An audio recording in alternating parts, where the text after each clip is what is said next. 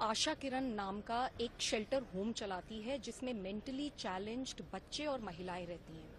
इस shelter home में पिछले 20 दिन में 13 मौतें हुई हैं रहस्यमय कारणों से।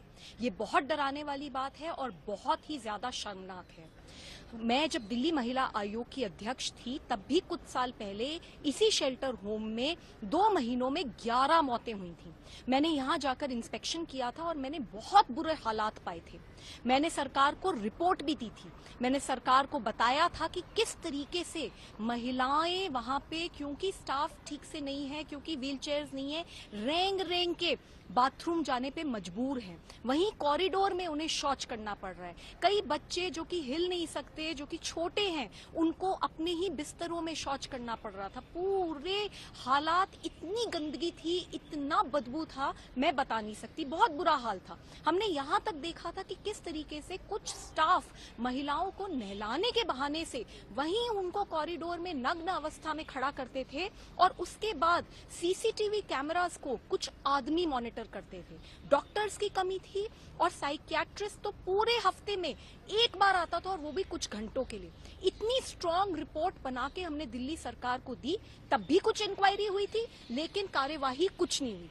मेरी ये मांग है, इस मामले में तुरंत एफआईआर दर्ज होनी चाहिए और जिन लोगों के कारण, जिन लोगों के चलते, उनके भ्रष्टाचार के चलते, उनकी लापरवाही के चलते ये मौतें हुई हैं, उनके ऊपर सख्त से सख्त कार्यवाही होनी चाहिए। शेल्टर होम्स जो सरकारें चलाती हैं, इनका काम है कि लोगों की सेवा करें। आज दिल्ली में ये हाल हो गया है कि शेल्टर होम्स की हालात जेल से बदतर है। मैं ये मुद्दा पार्लियामेंट में उठाऊंगी, जवाबदेही तय होनी चाहिए। आशा किरण नाम का एक शेल्टर होम चलाती है जिसमें मेंटली चैलेंज्ड बच्चे और महिलाएं रहती हैं। इस शेल्टर होम में पिछले 20 दिन में 13 मौतें हुई हैं रहस्यमय कारणों से। ये बहुत डराने वाली बात है और बहुत ही ज्यादा शर्मनाक है। मैं जब दिल्ली महिला आयोग की अध्यक्ष थी तब भी कुछ साल पहले इसी शेल्टर होम में 2 महीनों में 11 मौतें हुई थी। मैंने यहाँ जाकर इंस्पेक्शन किया था और मैंने बहुत बुरे हालात पाए थे। मैंने सरकार को रिपोर्ट भी दी थी।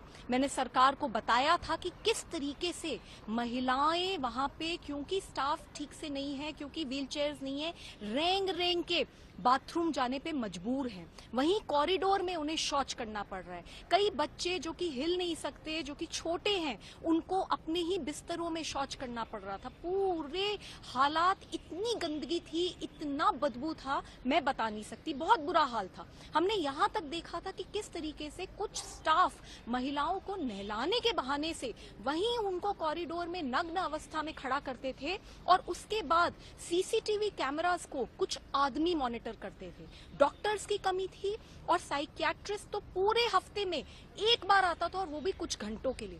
इतनी स्ट्रांग रिपोर्ट बना के हमने दिल्ली सरकार को दी, तब भी कुछ इंक्वायरी हुई थी लेकिन कार्यवाही कुछ नहीं हुई।